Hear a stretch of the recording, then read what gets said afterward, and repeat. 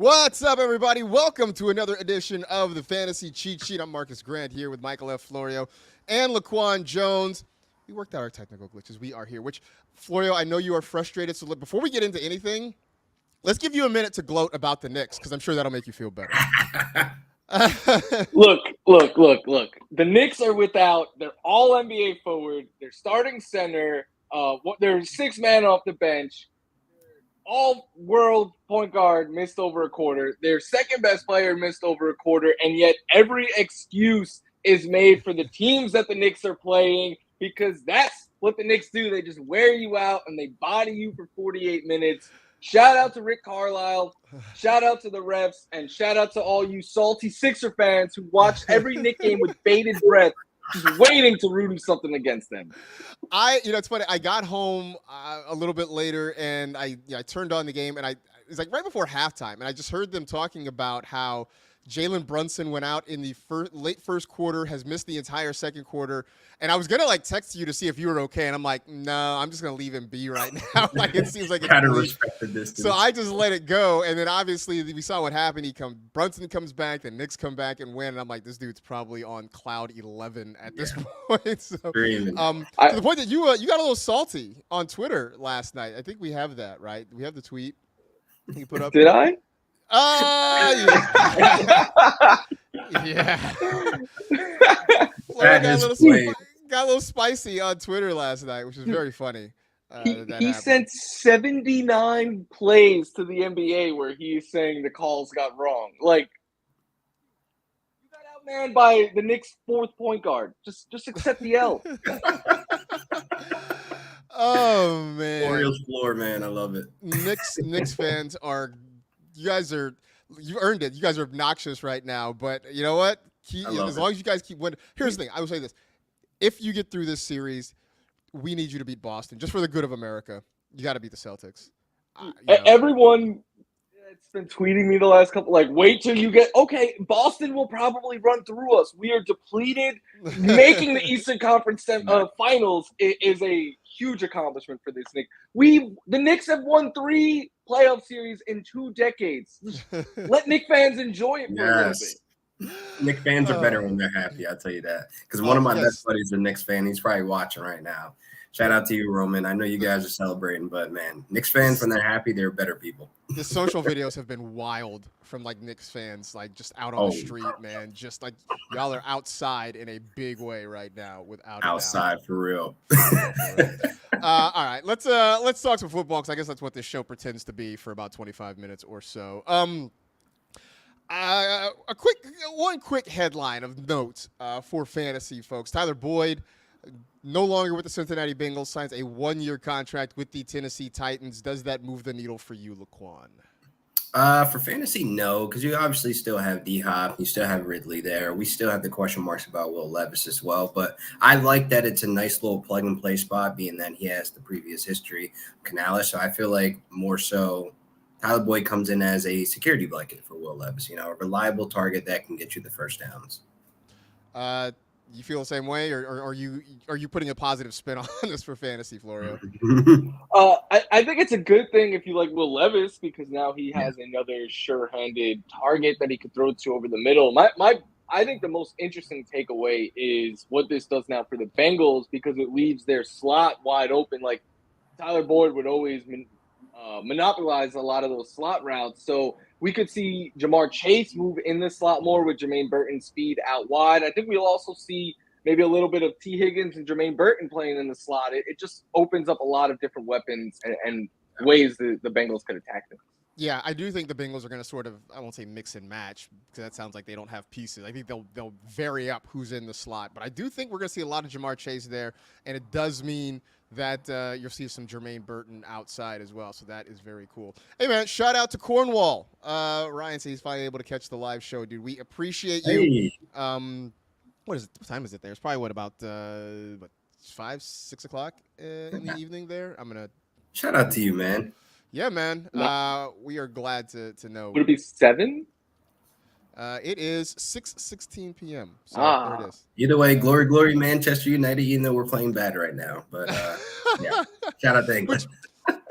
By the way, nobody out there knows this. We know this in the office. Last World Cup, right? The United States and England are playing each other. Laquan tells us that he is an England fan, that he loves, Wayne Rooney was your dude for years. U.S. England playing each other in the World Cup. He shows up in the office in Los Angeles, California, United States of America, wearing the 3 lions on his chest. Come on. You almost got fired. You almost not just fired into the ocean, like on that day. It was David Beckham's last international duty jersey, man. It has special meaning. There were 364 other days of the year you could have worn that shirt. Not the day they're playing the United States in the World Cup. What are you doing? I'm sorry. I can't promise you it won't happen again. I honestly thought I was emotionally past it, but obviously I'm not. Like, just thinking about it again has got me fired. Very triggering for a lot of folks in their office. Just, man, what is happening? Anyway, story from Chad Reuter on NFL.com, and we love Chad. We should get Chad on the pod once. Yes, I know he's a fan of what we do, and we love Chad too. He did a story about a group of day 3 rookies who could compete for starter snaps in year 1. Now there are some guys who are not necessarily fantasy relevant. One of them, though, was Jatavian Sanders, the tight end from Texas who goes to the Carolina Panthers. And I bring him up because when we had Bucky Brooks on our pod yesterday, which you can go check out, it is now live, we asked him about other tight ends not named Brock Bowers who could compete. And he jumped in immediately with Jatavian Sanders. Florio, this Panthers offense, there are roles kind of up for grabs. I know they went out and they added Deontay Johnson, they drafted Xavier Legette, they drafted Jonathan Brooks, but there's still really a chance to kind of challenge at the tight end spot. Would you? I'm not going to say throw a dart late rounds. I don't even think he's a late round draft pick, but could we see him as a guy that maybe becomes a streaming option some point late in the season? Yeah, I definitely think so. I think he's a player, like you said, you don't want to draft him. You want to take a wait and see approach because rookie tight end, a lot of new pieces in that offense. And another thing Bucky was talking about yesterday was the post-buy bump that a lot of rookies get. So I wouldn't be surprised, though, if later in the year we're seeing Sanders get more utilized. He's a big-bodied weapon who could win across the middle and then after the catch. And the issue I see early on, though, is Deontay Johnson is going to have a 25 to 30% target share. I think Adam Thielen will still be heavily utilized early on. But as the season goes on, if anyone misses time or anything, or he just gets more comfortable, yeah, I definitely think he could become a streaming option. Yeah, I mean, I think that's best case scenario, right, Laquan? Like, yeah. There's Brock Bowers. There are no other. This isn't like last year where you've got a Sam Laporta. Who else did we have last year? I'm blanking on the rookie tight end. Yeah, there you go. Yeah, there it is. There's nobody like that in this class besides possibly Brock Bowers. So I don't think there's a chance Sanders has more than maybe just streaming value at any point this year. Although I'll say this.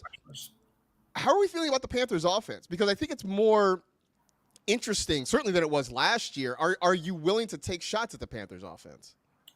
Yes, I'm willing to take some darts on them. There's some good value on guys like Deontay Johnson and even Adam Thielen. He's going in those later rounds where we saw him have a decent target share and be able to build that chemistry with Bryce Young, even though the O-line was not protecting Bryce Young. So I think there's still, some account that we have Adam Thielen being a valuable target. If he's not the one, he'll be the two, and I think this offense will be a lot better and a lot smoother, being that they invested in the O-line and went and got Jonathan Brooks, who's apparently going to be ready week 1. And like, we loved, Chuba Hubbard, what he was able to do, but he just wasn't able to take that running game to the next level. So adding Jonathan Brooks, it gets the chains moving. It gets this offense in more scoring opportunities with a guy like Deontay Johnson, Jonathan Brooks. And we haven't even mentioned Xavier Legette. I mean, he could be a big playmaker for them as well.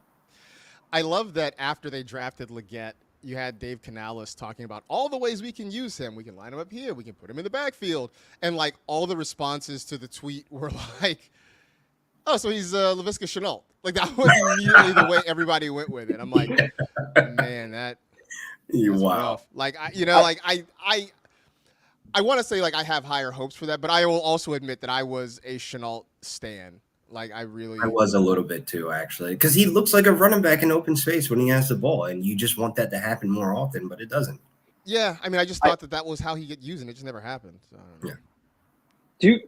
Look, I know it's not sexy by any stretch, but I feel like Deontay Johnson is being undervalued. He's going 100%. in the 7th, 8th round. I got him the other day at like wide receiver 50 in the best ball draft, and I'm like, this guy is going to be top 30 off of pure volume alone.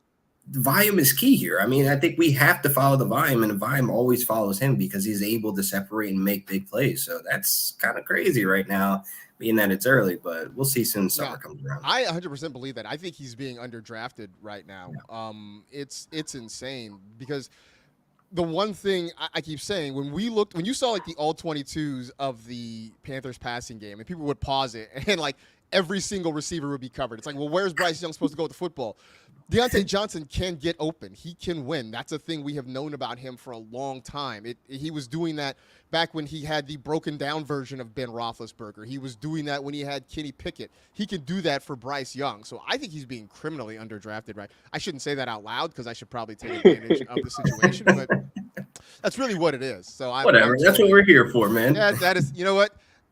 It's like being a doctor, right? Do no harm. We gotta help the people out here. Don't sleep on Theo Johnson at 6'6". I don't think Danny Dimes can miss him. My response to that is that Darren Waller was 6'6". He missed him a lot. So Darren Waller was 6'6". Do with that what you will. This one from Maggie. Good morning. Is the draft strategy of hero RB or no RB still a good way to go this year? If you were drafting using hero RB, which RB would you target and in which round? I think it's a great strategy for this year. Yeah. I have noticed in the mocks I'm doing and the couple of best balls. I haven't done a lot of best balls yet, but the best balls I'm doing, I tend to be more hero RB or zero RB. If I'm early in the first round, I'm looking at Christian McCaffrey, Bijan Robinson, Breece Hall. That's kind of it.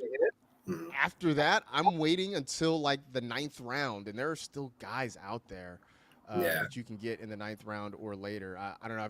Have you guys found you're doing zero RB a lot? I found myself doing a little both, where you mentioned those 3 names. If I don't get CMC, Breece Hall, or even Jahmyr Gibbs, I kind of wait because Kyler's no longer a first-round pick.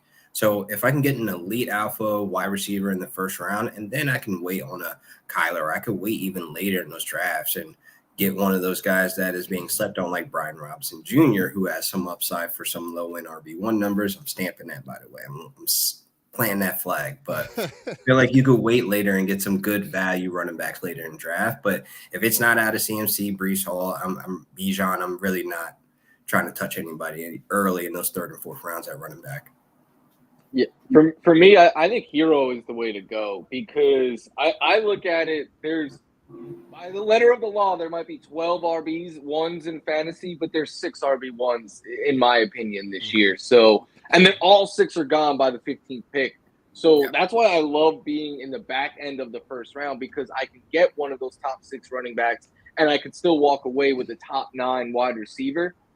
I said it on Twitter yesterday. I'm not the first person to say it. After about 15 picks or so, drafts are really hard right now. Like there's a lot of having to pick between players who are very, very similar, and it's just not a fun place you want to be in. So just like you guys said, I think you could wait and get running back values late, but I like getting one of those top 6 early if I can. I mean, look, I'm looking at you get to like the 8th, 9th round, guys like Raheem Mostert is still out there, right? Insane. Right? Like Raheem Mostert, like the gap between him and Devon Achane is mind blowing to me right now. Like I don't understand that. I haven't been able to wrap my head around it. It's but from Miami to Jersey. How big that gap is in ADP? Like, what are we doing? But Raheem Mostert is out there. Zach Moss is out there. Say what you want about Gus Edwards. He's going to get opportunities for the Chargers. He's another guy that I like. That's sort of out there. James Conner. James Conner is out there. Joe Mixon too. He's falling a little late too. So this honestly might be the best 0 RB year that we've had in a long time, if ever. It's a really, really good place to be. I do think there's certain players that are like Zamir White in the 7th round. Come August, I think he's going to be a 5th round pick, if not higher. Yeah. Well, so I'm curious about that too, because I feel like this is the time of year where guys like that get pushed up because it's nothing but the sickos like us that are doing drafts. And then when we get closer to the season and you get more, civilians kind of jumping in and doing it, like, will they be as eager to jump in and push Zamir White up, or will we see? I feel like there's an overcorrection in both directions. Like the guys that we are low on, that we spend all this time studying, that we are low on. I think that the more casual people kind of jump in and remember these names and push them up, and vice versa. The people that we are high on that maybe everybody doesn't know, the more casual fans kind of jump in and push those ADPs down. Yo, Chris Allen, man, thank you for coming in. What up, man? I'll start with you, Florio. Who are your favorite late round targets right now? Just running back wise, we're talking.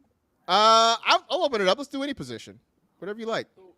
Running backs, I'm thinking I like Blake Corum. I know Bucky was touching on him yesterday. I like both of the Cowboys running backs there just because I'm looking for volume that late. By both you mean like Zeke and Rico Dowdle? Yeah. All right. Yeah, In-N-Out Burger. I love In-N-Out Burger, so I will gladly go and get me a double animal style and just enjoy my night. Yeah. After a good night. Later rounds, I wide receiver wise, I'm just looking for upside, right? So like Rashid Shaheed, especially in best ball, is someone that I like a lot. Michael Wilson, a name I'm not ready quite yet to give up on. And then I take a lot of shots on rookies, Malachi Corley, Roman Wilson, stuff like that, because they're the lottery tickets. And if any receiver that late is going to hit, I think it's a rookie and not like a veteran that we've seen for 5 years already. I agree. Yeah, who do you like, LQ? So people are probably going to roast me for this, but he's falling so late to where he could possibly be the second option in the Browns offense. Like, I'm taking a shot on Jerry Jeudy for a fresh start, because he could generate some targets. We know he could separate. He's a great, route runner. I think, hopefully we can get a better version of Deshaun Watson that we had in previous years. And I really feel as though, Jerry Jeudy going that late, he's like my wide receiver 4 at this point. So it's like, why not? I like those guys. A couple other rookies. You mentioned some rookies there, Florio. Ray Davis for your Buffalo Bills. I think it's a good opportunity. I like Trey Benson. Here's the thing. I like both of the Cardinals backs. I wouldn't draft them on the same team necessarily, but I do like them. I like James Conner, especially where he's going. We talked about him as a 0 RB option. I like Trey Benson just because James Conner's history says he's going to get hurt at some point, and Benson's going to get a good opportunity. So I like those guys. I'm searching some of the other late round. I like end of draft dart throw maybe at like a Javon Baker. Yes. That's a good one. The Patriots offense is not going to wow anybody, but man, he's going to have plenty of opportunity to get on the field. Yeah. Somebody asked me about Tez Walker in Baltimore. I think he could be interesting too there, depending on how things. Yeah, he's definitely more of a best ball guy, but I think Tez Walker has some really good. Oh, Chris Allen on a good map there with D-Rob. He's my most exposure of late round wide receivers, by the way. Oh, really? Yeah. I feel like that's one of those movies we keep. I feel like that's one of those movies we keep watching, right? Yeah. No, that's MVS. That's that other movie. Speaking of Robinson's getting going somewhere. I don't know if you saw Allen Robinson signed with the Giants. Interesting. Needle mover. They're not serious. They are not serious about winning this year. A-Rob with the Giants. I mean, look, it doesn't make you worried about Malik Neighbors. There's nobody there that's really going to eat. It just frustrates you more because get this man some help. Yeah. This isn't late round names, by the way. I know LQ's going to agree with me, and you could call me a homer. The Bills wide receivers are going rounds 8, 9, and 10 right now. LQ could tell you how they spread the ball out in Joe Brady's system. Josh Allen is still the quarterback. All 3 Chiefs receivers are off the board by the time the Bills' first wide receiver goes. That is crazy. Buying opportunity. That is Please true. Jump on that. Jump on the Bills wide receivers because you're getting them as wide receiver 4s at this point too. At that late in the draft. So I'm assuming Domo wants, I guess this is a trade proposal, Jalen Hurts and Devonta Smith for a projected early first and Bijan Robinson. I might tend to go Hurts and Smith. Yeah. Just because the projected early first, it feels like the mystery box, right? Like the mystery box could be anything. It could even be Jalen Hurts. Yeah. Right. I know what you got that from. Of course. I mean, look. Oh, Family Guy. Yeah, 100%. I also sort of play Dynasty. I tend to look at it more as a year-to-year proposition, right? Because I'm trying to win. I always say it feels like Dynasty managers are preparing for a future that never comes. And I want to play it to try and win. And so that means I want guys who can produce for me now. Like Bijan can, but a projected early first, how early is that first? Who is it going to be? What position? Is it a position that I have a weakness at? I don't know. I would tend to lean that way. Plus, it's not like Hurts and Smith are old. You know what I'm saying? So, is that a first for this year's rookie class or next year's? Because if it's next year, I want the guys this year. If it was this year's 1.01, and that's Bijan and Marvin Harrison Jr., then I would take that side. But otherwise, I agree with you. The Eagles. That's fine. Yeah, that's where I lay too. Because that early first this year could be Drake May, and I don't know.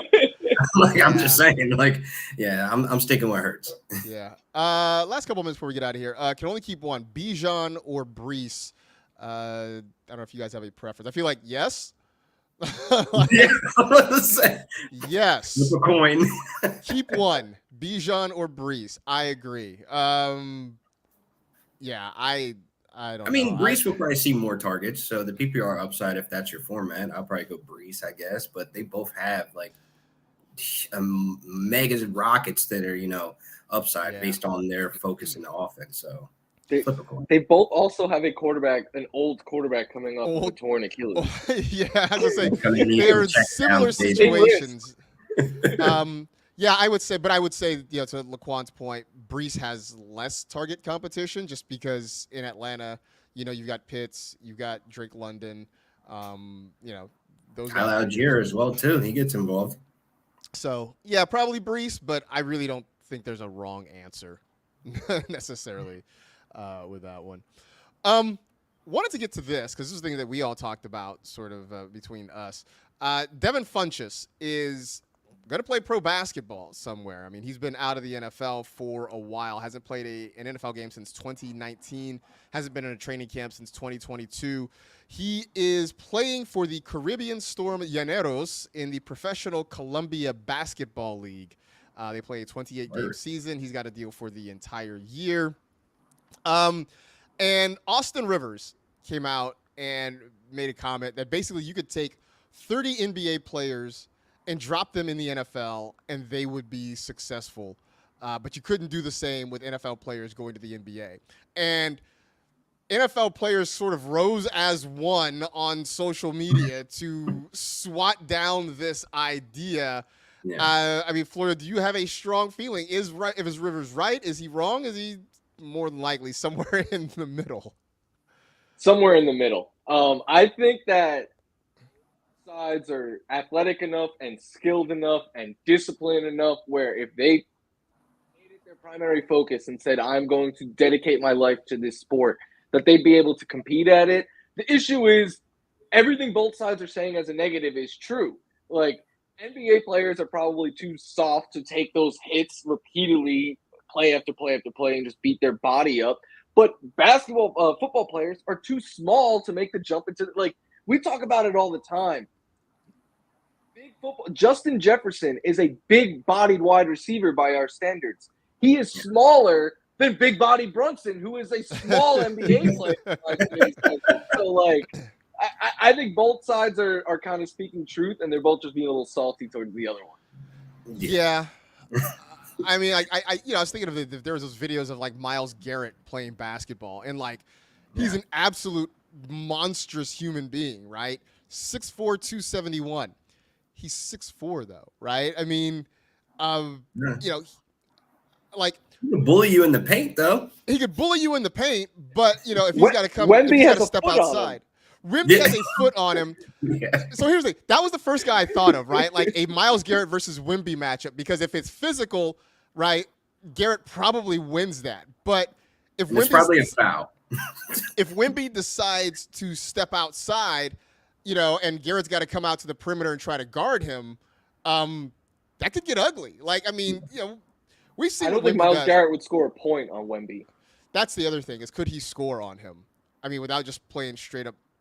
Even if he played bully ball, would that work? The foot is just gonna.